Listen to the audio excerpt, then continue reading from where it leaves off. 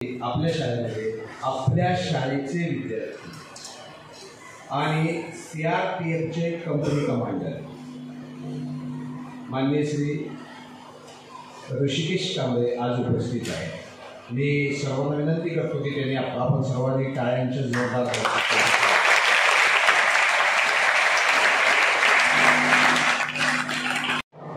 तो आदर आज तुम्हा सर्वांनी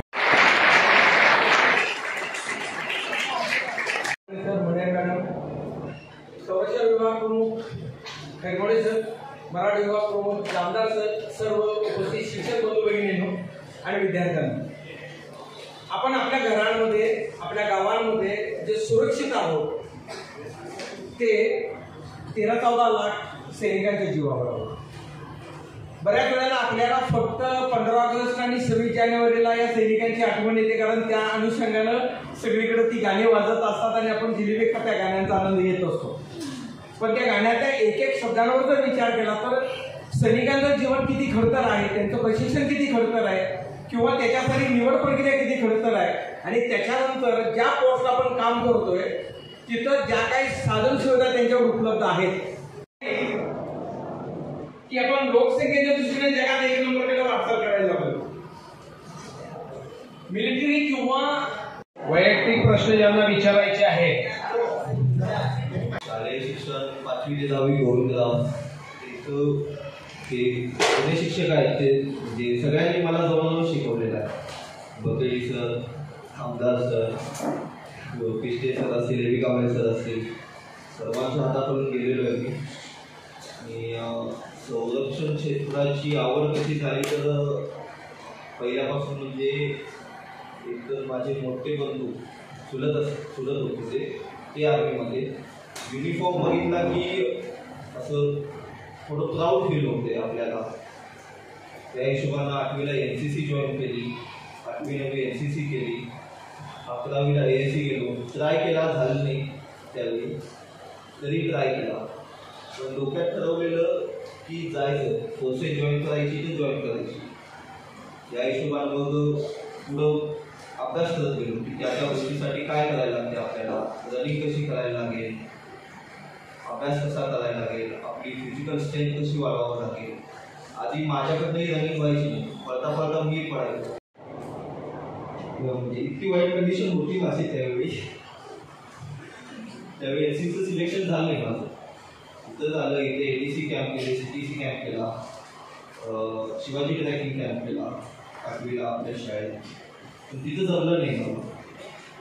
पुढं जाऊन JEE चांगल्या पद्धतीने कम्प्लीट केली, इंजिनिअरिंगला ॲडमिशन घेतलं, इंजिनिअरिंगमध्ये पण मन नाही लागलं, CS ला होतो कॉम्प्युटर सायन्सला, तिथेही मन नाही लागलं। लास्ट इयरमध्ये ड्रॉपआउट झालो आणि मग फोर्सेस जॉईन केले। आज वाटते की निर्णय योग्य होता माझा, आणि मला त्याच्याबद्दल कधी असं वाईट फील होत नाही त्या गोष्टींबद्दल। फोर्सेस जॉईन करताना भारतीय लष्करामध्ये मुलींना योग्य संधी, फक्त तुम्ही त्यासाठी स्वतःला तयार करावं लागेल। आधी तुम्हाला मेडिकलमध्ये संधी आहे, तुम्हाला ऑन डेस्क ड्युटी असतात, तुम्ही ऑन ग्राउंड सुद्धा उतरू शकता। आता श्रीनगरमध्ये मी जवळजवळ 5 वर्ष काढली, आमच्यासोबत महिला बटालियन सुद्धा असते। असं महिलांना म्हणजे कायदे असे आहेत आपल्या इकडं की आम्ही महिलांवरती कारवाई करू शकत नाही, पण महिलांवरती कारवाई करू शकतो। तुम्ही कोबरावीला मग कोबरावी तसंच गोरखा पण आहे, तर आपल्या उत्तर भारतामध्ये गेलं तर पंजाबमध्ये सी रेजिमेंट पण आहे, आणि खाली भारतामध्ये तर मराठा रेजिमेंट पण आहे। मग यांचं जे कार्य आहे ते एकसारखं असतं की वेगळं असतं?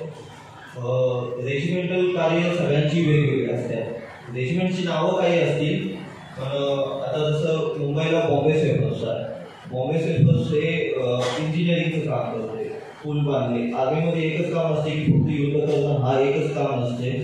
आर्मीमध्ये आता वायनाडचा किस्सा ऐकला असेल तुम्ही, केरळमध्ये अवघ्या 36 तासात पूल बांधला, तोही 100 वर्ष टिकेल इतक्या गुणवत्तेचा त्या आर्मीला काम करून दाखवलं।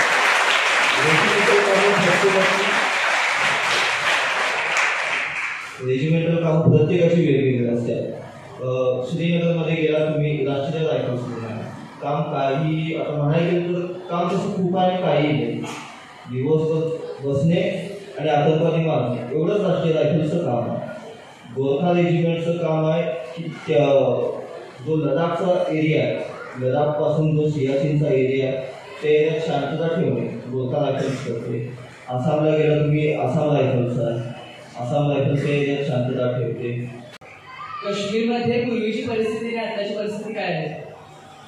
काश्मीरमध्ये पूर्वीची परिस्थिती आणि आताची परिस्थिती डिफरन्स हा खूप आलेला आहे. आधी असं होतं की लोक म्हणजे तिथला एज्युकेशन रेट हा कमी होता. लोकांना कळत नव्हतं की आपण काय करतोय, कुणाच्या प्रभावाखाली आहे, आपण कुठल्या दिशेने चाललो ते तिथल्या लोकांना कळत नव्हतं आधी. आणि मुळात तिथं संविधान हे लागू होत नव्हतं, कायदे त्यांचे वेगळे होते, त्यांचा झेंडा वेगळा होता. ते स्वतःला भारतापासून वेगळं समजायचे, त्यामुळं त्यांच्या माइंडवरती वेगळा प्रभाव पडलेला. जवळजवळ 50 वर्ष त्यांनी त्याच पद्धतीनं तिथल्या लोकांनी हुकूमत गाजवायचा प्रयत्न केला. त्यात पाकिस्तानचा प्रभाव एक जास्त होता त्यांच्यावरती. पाकिस्तान वेगवेगळ्या रूपात त्यांना आमिष दाखवायचा की तुम्ही भारतामध्ये सामील व्हा, तुम्हाला हे होईल, तुम्हाला हे देण्यात येईल, ते देण्यात येईल. तर त्याच्याकडे स्वतःकडे खायला काही नाही आहे, तू दुसऱ्याला काय देणार. कंडिशन तीच आहे. जमाना बदलला, काळ बदलला. पण आता सगळ्यांसमोर उघड पडलेलं आहे की त्याच्याकडे काही राहिलं नाही आहे आणि त्यांनी आतंकवाद पसरवण्याशिवाय आजपर्यंत काही केलं नाही आहे. त्यामुळं तो प्रभाव आता कमी होत चालला आहे. मूळ मुद्दा होता 370चा. 370मध्ये 35A नावाचा जो कायदा होता तो शासनानं खोडून काढला. त्यामुळं आता पाकिस्तानी फौजेचा असेल किंवा त्यांची इंटेलिजन्स एजन्सी ISI याचा प्रभाव असेल तो आता कमी झालेला आहे. लोकांना कळून यायला लागले की आपण चाललोय ते चुकीच्या मार्गाला चाललोय आणि आपण चुकीच्या लोकांना सपोर्ट करतोय. इंडियन गव्हर्नमेंट आपल्यासाठी काय करतंय, इथली सुरक्षा व्यवस्था आपल्याला ही सुरक्षा देण्यासाठी हे आपल्या विरोधात नाही आहे, ते आता त्या लोकांना कळून येत आहे. लष्करात फायदा होतो का? NCCचा लष्करात नक्कीच फायदा होतोय. मुळात NCC भारत सरकारनं स्थापन यासाठी केली, ही संकल्पना यासाठी आणली की विद्यार्थी दशेतच मुलांना हे डिसिप्लिन लागावं, म्हणजे त्यांच्या अंगात तो नियम बसावा, शिस्त बसावी की आपण काय करत आहोत, आपल्याला कोणत्या मार्गाने जायचं आहे. दुसरी गोष्ट अशी की विद्यार्थी दशेत मुलांच्या मनात ही राष्ट्रभक्ती वाढावी, यासाठी NCCची स्थापना केली. A आणि B सर्टिफिकेट जे तुम्हाला 8वी आणि 9वीला होते, म्हणजे हा सुरुवातीचा काळ असतो तुमचा. या काळात तुम्ही शिकून घ्या की सेवा काळातील अविस्मरणीय प्रसंग सांगा. सेवा काळातील अविस्मरणीय प्रसंग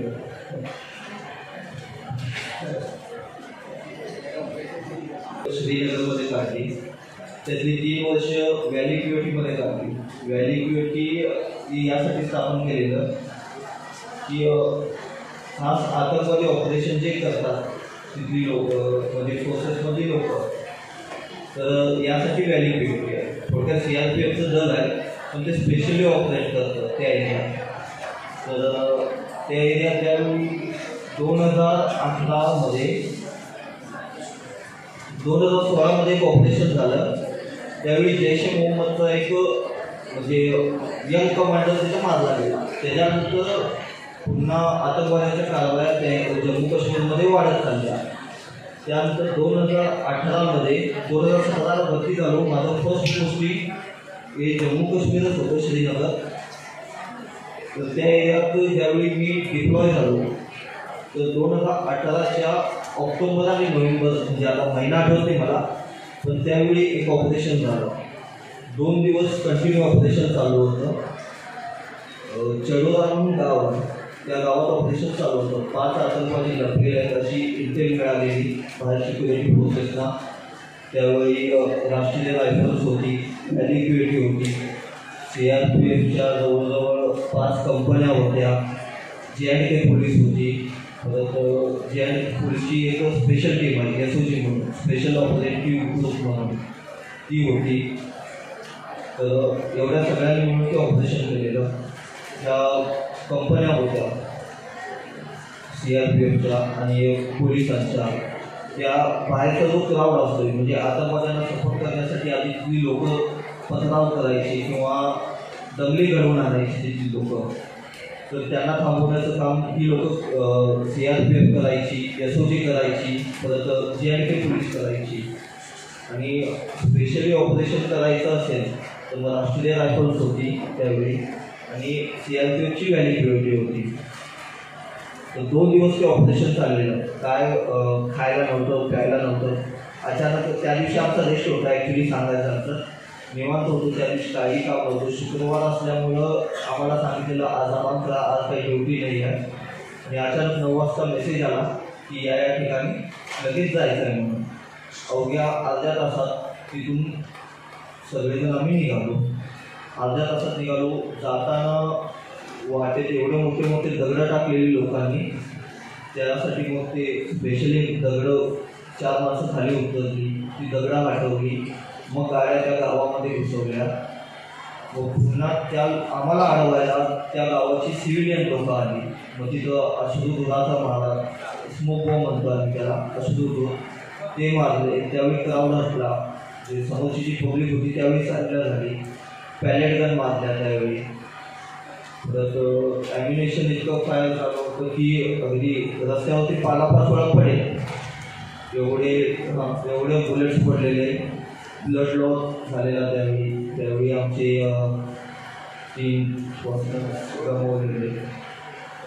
वाईट वाटतंय कारण त्यांच्यासोबत रात्री एका ताटात बसून जेवलं, दुसऱ्या दिवशी त्याची डेड बॉडी खांद्यावरून घेऊन जावं लागते. वाईट वाटते. सर, जे आपले हत्यार आहे आर्मीचे ते आपल्या देशातून जाते काय बाहेरून देशाच्या काही कुठून असणाऱ्या प्रश्नांची आपण उत्तरं दिलेली आहेत. माझा एक शेवटचा प्रश्न आहे की तुम्ही आता आमच्या विद्यार्थ्यांना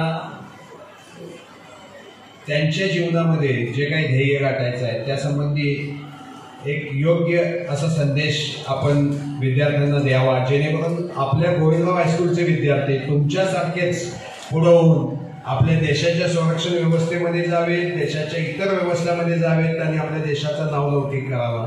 त्या संदर्भात विद्यार्थ्यांना एक 2 मिनिट आपण मार्गदर्शन करावं अशी मी आपणास विनंती करतो. नक्कीच सर करेल. आता तुम्ही विद्यार्थी दशेत आहात, 8वी 9वी 10वी ही तुमची विद्यार्थी स्टेज म्हणजे तुमची माइंड डेव्हलपिंगची स्टेट असते.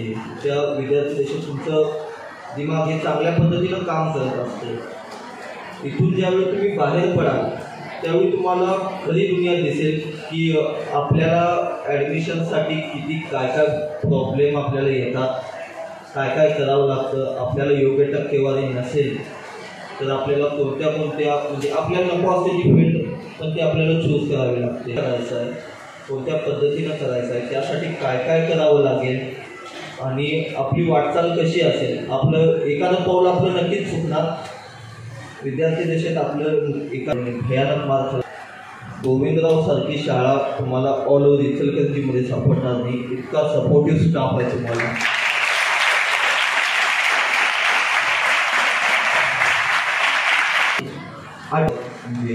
बोलवतात मला आणि आपुलकी जी शाळा संपल्यानंतर सुद्धा जी आपुलकी असते ती शिक्षक आजही आमच्या विद्यार्थ्यांसोबत दाखवतात. हे खूप महत्त्वाचं आहे. आणि सर हा जवानांशी थेट संवाद साधण्याचा प्रयत्न केला तो खरोखरच कौतुकास्पद होता की कधीकधी आमच्या विद्यार्थ्यांचा आम्हाला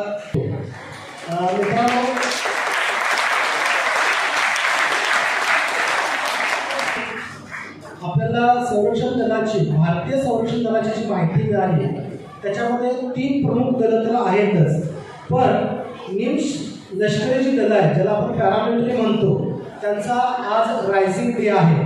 आणि आपण आपली शाळा आपल्या सर्वांच्या वतीनं या पॅरामिलिटरीमधील निम्स लष्करी दलातील एक प्रतिनिधी आपल्या उपस्थित आहेत, माननीय श्री ऋषिकेश कांबळे सर.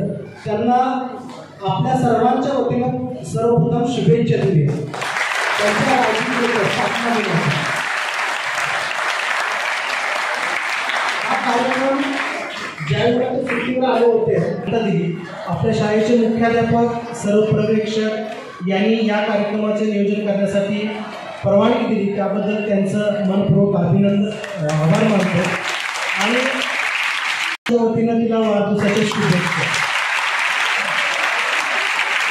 आणि तुम्हाला खरीदारी फंक्शनपासून तुम्ही कसे मोठे व्हाल त्यासाठी काय करावं लागेल याचं अतिशय सुंदर मार्गदर्शन केलं, सविस्तर मार्गदर्शन केलं.